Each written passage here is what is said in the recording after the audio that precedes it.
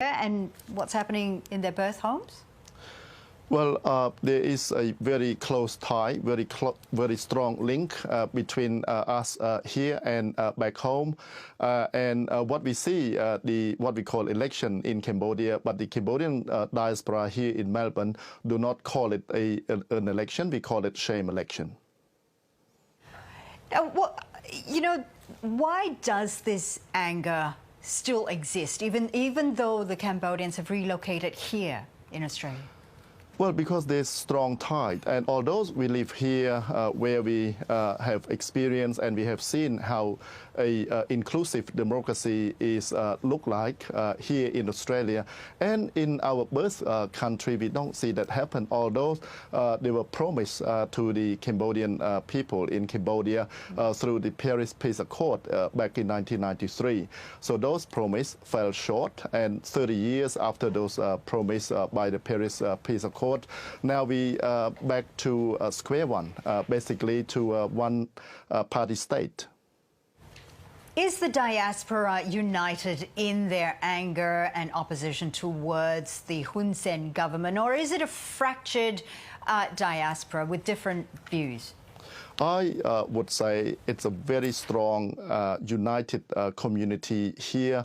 Our common goal and wish the same is we wish, and our aspiration is to see our birth country experience or receive what we call an inclusive society and free and fair election, which we haven't seen. Hyang, we have seen and we know about the repercussions of talking or, speaking against Hun Sen and his government. They're usually jailed, they're usually exiled, and that's in Cambodia.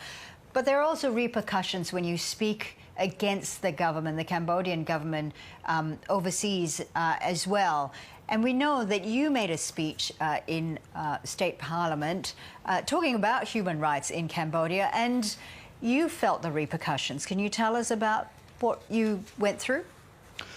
Well, I received a death threat or warning not to continue to speak up, but that will not be allowed. We will not be silenced here in Australia because people in Cambodia rely on our voice to tell the international community that there's no free and fair elections in Cambodia. The repercussions would look like that myself and those who come out protest may not be able to return to Cambodia, and our activity here continue to be surveillance, but we will not, and we will continue to speak up and speak out in solidarity with our brothers and sisters in Cambodia who want to see a free, fair and inclusive society.